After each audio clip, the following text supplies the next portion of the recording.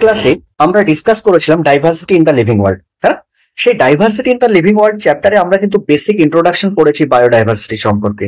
First discussion যা কিছু আছে সেটা আমরা পড়বো ক্লাস 12 এর লাস্ট ইউনিটে। একটা চ্যাপ্টার আছে এবং লাস্ট চ্যাপ্টার আমাদের সিলেবাসে ক্লাস 11-12 মিলিয়ে বায়োডাইভার্সিটি, ওখানে আমরা বাকি ডিটেলসে সমস্ত কিছু ডিসকাস করব। এখন আমাদের ডিসকাশনের যেটা মেইন বিষয় সেটা কি, সেটা হচ্ছে ট্যাক্সোনমি। ট্যাক্সোনমি কি জিনিস সেটা আমি বলেছিলাম। ট্যাক্সোনমি হচ্ছে যে স্টাডি অ্যাবাউট দ্য ডাইভার্সিটি। কিভাবে আমরা এটাকে স্টাডি করব?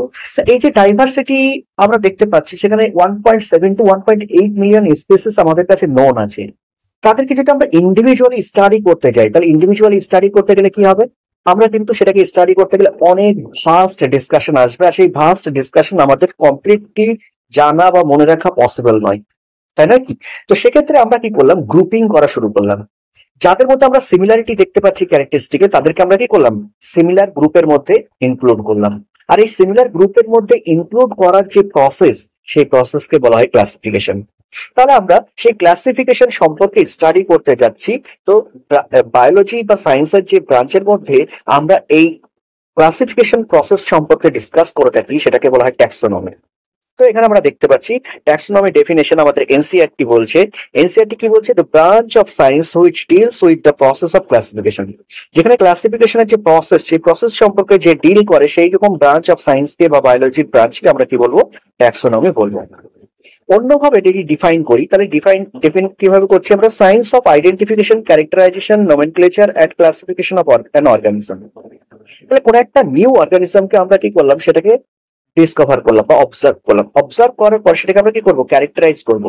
ক্যারেক্টারাইজ করার পর সেটাকে আমরা আইডেন্টিফাই করবো যে তার সঙ্গে কোনো কিছু সিমিলারিটি আছে কিনা, কোন গ্রুপের মধ্যে কোন গ্রুপের সঙ্গে এদের সিমিলারিটি দেখতে পাচ্ছি। এবং আইডেন্টিফাই করার পর তাদেরকে আমরা সেই গ্রুপের মধ্যে ইনক্লুড করব, এটাকে আমরা কি বলছি, ক্লাসিফিকেশন। এবং ক্লাসিফাই করার পর ফাইনালি আমরা কি করবো, তার জন্য একটা সাইন্টিফিক নেম প্রোভাইড করব, আর এটাকে বলা হচ্ছে নমেনক্লেচার। তাহলে এই যে স্টাডি ক্লাসিফিকেশন করার যে একটা সাইন্টিফিক মেথড, সেই সাইন্টিফিক মেথডকে আমরা স্টাডি করছি যে ব্রাঞ্চে, সেটাকে আমরা কি বলছি, ট্যাক্সোনমি। কোশ্চেন উঠে আসছে, ট্যাক্সোনমি ওয়ার্ডটা প্রথম কে ইউজ করেছিলেন? তাহলে taxonomy term was coined by A.P. De Candolle. সায়েন্টিস্টের নাম কি? Augustin Pyramus de Candolle. তো A.P. De Candolle short form. এই যে ট্যাক্সোনমি, এই ট্যাক্সোনমির ওয়ার্ড অরিজিন কি, মানে কি, এটা কোন ল্যাঙ্গুয়েজ থেকে এসেছে এবং ট্যাক্সোনমি মিনিং কি? যে ট্যাক্সোনমি ওয়ার্ডটা আছে সেটা হচ্ছে গ্রিক অরিজিন। কি গ্রিক অরিজিন? যেরকম ট্যাক্সেস মিনস হচ্ছে অ্যারেঞ্জমেন্ট, আর নোমোস মিনস হচ্ছে মেথড। তাহলে ট্যাক্সেস মিনস হচ্ছে অ্যারেঞ্জমেন্ট, আর নোমোস মিনস হচ্ছে মেথড। তো মানে কি, অ্যারেঞ্জমেন্টের যে মেথড, মানে কি অ্যারেঞ্জমেন্ট মানে কি, ক্লাসিফাই করা, গ্রুপিং করা। তাহলে সেই গ্রুপিং এর যে মেথড বা ক্লাসিফিকেশনের যে প্রসেস, সেটাকে আমরা কি বলছি, ট্যাক্সোনমি। ওকে, চলো নেক্সট কি দেখছি, ফাদার অফ ট্যাক্সোনমি। তাহলে ফাদার অফ ট্যাক্সোনমি বলা হয় তাকে ক্যারোলাস লিনিয়াস, বিকজ ট্যাক্সোনমিতে সব থেকে বেশি যিনি কন্ট্রিবিউশন রেখেছেন, সেই সায়েন্টিস্টের নাম হচ্ছে ক্যারোলাস লিনিয়াস। ওকে, এখন আমি কি বললাম, ট্যাক্সোনমি একটা স্টাডি প্রসেস, তাহলে ক্লাসিফিকেশনের একটা স্টাডি প্রসেস। তাহলে এই স্টাডি প্রসেসের যে বেসিক স্টেপ বা প্রসেস গুলো আছে সেগুলো কি? তাহলে basic processes or steps in taxonomy, চারটে স্টেপের আমরা জেনারেলি এনসিইআরটি তে পাই, কিন্তু টোটালি আমরা যদি ডিসকাস করি তাহলে 5টা স্টেপ। ফার্স্ট স্টেপ কি? ক্যারেক্টারাইজেশন।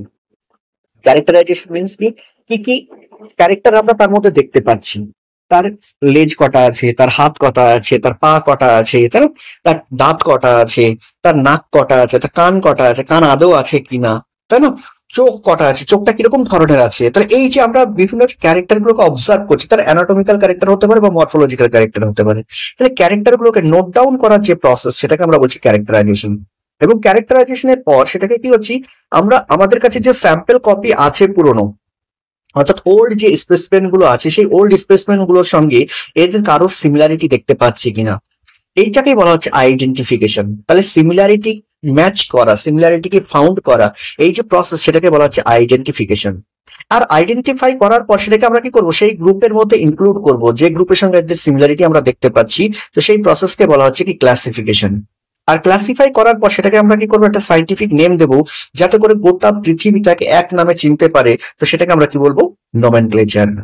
এই পর্যন্ত হচ্ছে আমাদের এনসিইআরটি ডিসকাশন, যে চারটেকে আমাদের এনসিইআরটি ডেসক্রাইব করেছে। কিন্তু ফিফথ একটা আছে যেটাকে বলা হচ্ছে প্রিজার্ভেশন।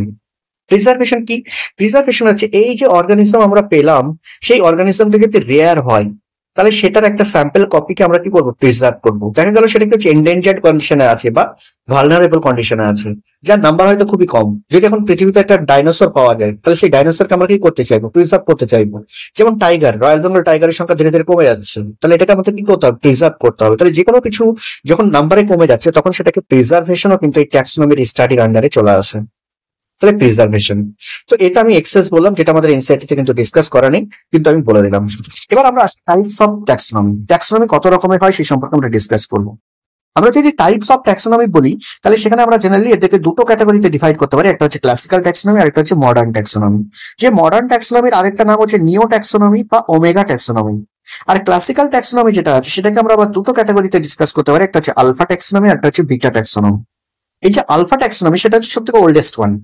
মানে আর্লিয়েস্ট টাইমে যখন কোনো অর্গানিজমকে গ্রুপিং করা হতো বা ক্যারেক্টারাইজেশন করা হতো, সেই ক্যারেক্টারাইজেশনের জন্য আমরা জেনারেলি কি করতাম, মরফোলজিক্যাল স্টাডি করতাম। মরফোলজিক্যাল স্টাডি মানে এক্সটার্নাল স্ট্রাকচার আমরা দেখতাম, তার কটা হাত আছে, কটা পা আছে, কটা নাক আছে, কটা কান আছে, হ্যাঁ, কি ধরনের চোখ আছে, আমরা বাইরে থেকে দেখতাম, আমরা কিন্তু ভিতর থেকে দেখতাম না। অ্যানাটমিক্যাল স্ট্রাকচার দেখতাম না, তার অর্গান গুলো কি আছে, অর্গান সিস্টেম আদৌ আছে কিনা, কোন কোন অর্গান সিস্টেম ডেভেলপড হয়েছে, কোন কোন অর্গান সিস্টেম আনডেভেলপড কন্ডিশন আছে, এন্ডোক্রাইন সিস্টেম আছে কিনা, নিউরাল সিস্টেম কি ধরনের আছে, তাই না? যেমন আমরা অ্যানিমাল কিংডম পড়ার সময় এই সমস্ত ক্যারেক্টারিস্টিক গুলো দেখে থাকি, সিলোম আছে কিনে, এগুলো হচ্ছে ইন্টারনাল স্ট্রাকচার, কারণ আমরা বডির ভিতরে না গেলে সেটাকে আমরা স্টাডি করতে পারবো না। তো আলফা ট্যাক্সোনমি সব থেকে আর্লিয়েস্ট, তো সেই সময় কি হচ্ছে, এত সায়েন্স ডেভেলপ ছিল না, যে কারণে আমরা শুধুমাত্র মরফোলজিক্যাল স্ট্রাকচারকে বেস করে তার ক্যারেক্টারাইজেশন, আইডেন্টিফিকেশন এবং ক্লাসিফিকেশন করতাম। পরবর্তীতে দেখা গেল যে না, যখন আমাদের সায়েন্স একটু ডেভেলপ হলো, তখন আমরা মরফোলজি এবং অ্যানাটমি মানে এক্সটার্নাল স্ট্রাকচার এবং ইন্টারনাল স্ট্রাকচার দুটোকেই কনসিডারেশনে আনতে শুরু করলাম, আর তখন ট্যাক্সোনমিকে বলা হলো beta taxonomy. Then finally modern taxonomy বা নিও ট্যাক্সোনমি বা ওমেগা ট্যাক্সোনমি। এই মডার্ন ট্যাক্সোনমিকে আমরা কিসের উপর বেস করে ক্যারেক্টারাইজ করে থাকি বা স্টাডি করে থাকি? তাহলে basis of modern taxonomical study, যেটা আমাদের এনসিইআরটি তে দেওয়া আছে, কি দেওয়া আছে, external structure, internal structure, structure of cell, developmental process and ecological information. তাহলে এক্সটার্নাল স্ট্রাকচার মিনস হচ্ছে মরফোলজি, ইন্টারনাল স্ট্রাকচার মিনস হচ্ছে anatomy, structure of cell means cytology, development process মানে ইভলিউশনকে ইনক্লুড করছে, এবং তার সঙ্গে সঙ্গে এমব্রায়োলজিকে আমরা এর মধ্যে ইনক্লুড করছি। তাহলে এমব্রায়োলজি আর ইভলিউশনকে ইনক্লুড করছি। আর ফাইনালি হচ্ছে ইকোলজিক্যাল ইনফরমেশন, যেটা ইকোলজি বা ইকোসিস্টেম সম্পর্কে আমরা ডিসকাস করছি। ইকোলজিক্যাল ইনফরমেশন মানে কি, সেটা কি কোনো উৎপাদক কিনা, মানে উৎপাদক মানে প্রডিউসার, সে কি হচ্ছে ফুড নিজে সিনথেসিস করছে কিনা, নাকি সে কনজিউম করছে, তাদেরকে যারা প্রডিউসার তাদেরকে কনজিউম করছে, তাহলে কোন গ্রুপের মধ্যে সে পড়ছে, সেই সম্পর্কে আমরা কি করছি, ডিসকাস করছি। আর এই ডিসকাশনকে বলা হচ্ছে ইকোলজিক্যাল ইনফরমেশন। তাহলে এক্সটার্নাল স্ট্রাকচার কি জিনিস সেটা বুঝলাম, ইন্টারনাল স্ট্রাকচার কি জিনিস বুঝলাম, স্ট্রাকচার অফ সেল বা সাইটোলজিতে আমরা কি দেখবো, সাইটোলজিতে আমরা এটা দেখবো সেটা প্রোক্যারিওটিক না ইউক্যারিওটিক। যদি ইউক্যারিওটিক হয় তাহলে সেটা ইউনিসেলুলার না মাল্টিসেলুলার। যদি মাল্টিসেলুলার হয় তাহলে সেক্ষেত্রে কি হচ্ছে, তার সেলের ভিতরে ক্রোমোসোম নাম্বার কি আছে, কতগুলো ক্রোমোসোম আছে, তার ডিএনএ লেন্থ কি আছে, এই সমস্ত বিষয়গুলো ডিসকাসই হচ্ছে কি স্ট্রাকচার অফ সেল বা সাইটোলজির মধ্যে আমরা পড়ে থাকি। ডেভেলপমেন্টাল প্রসেসের মধ্যে তো আগেই বললাম যে ইভলিউশন মানে তার অ্যানসেস্টার কারা, ফাইলোজেনেটিক ডিসকাশন যেটা। তাহলে অ্যানসেস্টার কারা, অ্যানসেস্টারদের সঙ্গে কি কি সিমিলারিটি আছে, কি কি ডিসিমিলারিটি আছে, কি রিলেশনশিপ আছে, সেই সম্পর্কে জানাটাই হচ্ছে কি ডেভেলপমেন্টাল প্রসেসের গল্প। আর ইকোলজিক্যাল ইনফরমেশনের মধ্যে বললাম সেটা প্রডিউসার নাকি কনজিউমার, কনজিউমার হলে পরে সেটা প্রাইমারি কনজিউমার না সেকেন্ডারি কনজিউমার নাকি টারশিয়ারি কনজিউমার, সেই সম্পর্কে আমরা স্টাডি করবো।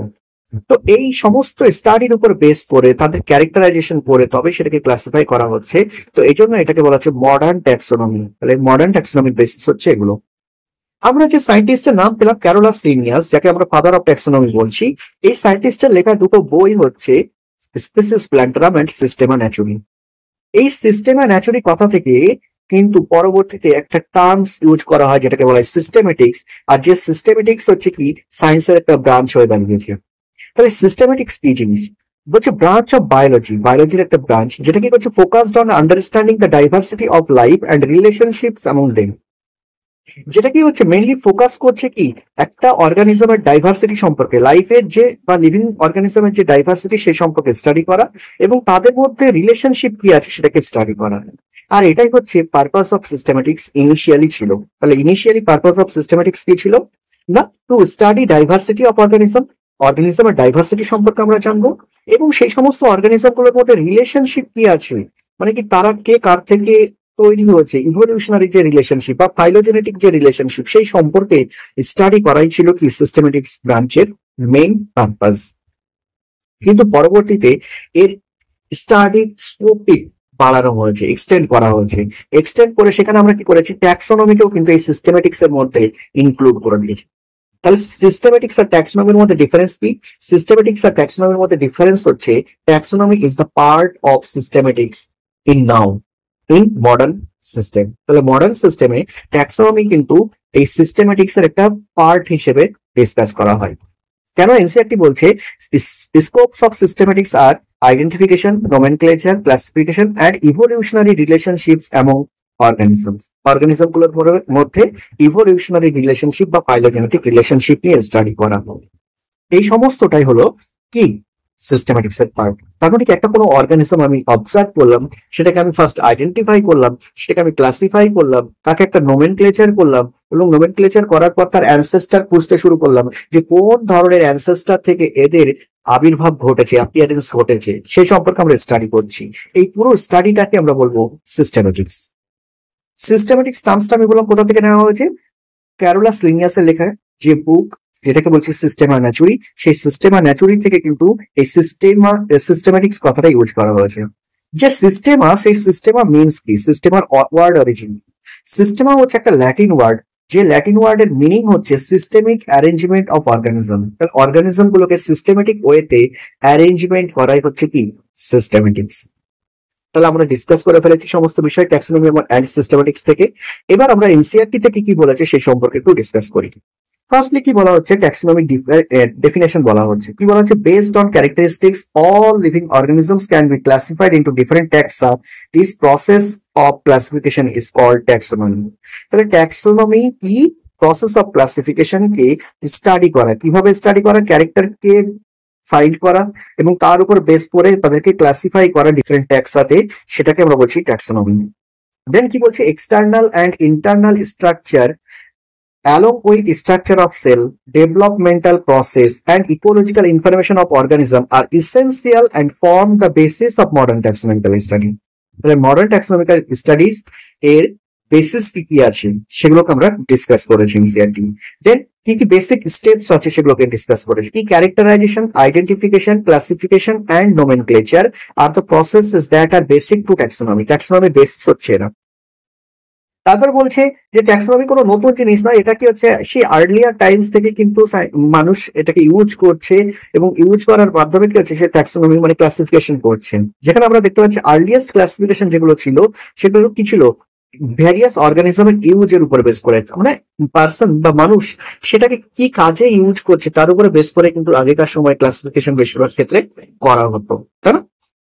ওকে, দেন আমরা দেখছি কি না সিস্টেমেটিক্স। আর সিস্টেমেটিক্স এর ক্ষেত্রে কি বলছি? ডিফারেন্ট কাইন্ডস অফ অর্গানিজম সম্পর্কে স্টাডি করা, মানে ডাইভার্সিটি, এবং সেই ডাইভার্সিটির সঙ্গে সঙ্গে তাদের মধ্যে রিলেশনশিপ সম্পর্কে স্টাডি করা। সেটা যে ব্রাঞ্চ করা হয় সেটাকে আমরা বলছি সিস্টেমেটিক্স। সিস্টেমেটিক্স ওয়ার্ডটা এসছে কোথা থেকে? ল্যাটিন ওয়ার্ড যার নাম হচ্ছে সিস্টেমা। আর সিস্টেমা কথাটার মানে কি? Means systematic arrangement of organism, অর্গানিজমের সিস্টেমেটিক অ্যারেঞ্জমেন্ট। আর এই সমস্ত বিষয়টা কি হচ্ছে লিনিয়াসের যে লেখা সিস্টেমা ন্যাচুরি সেই বই থেকে, তার যে টাইটেল, সেই টাইটেল থেকে সিস্টেমেটিক্স কথাটা ইউজ করা হয়েছে।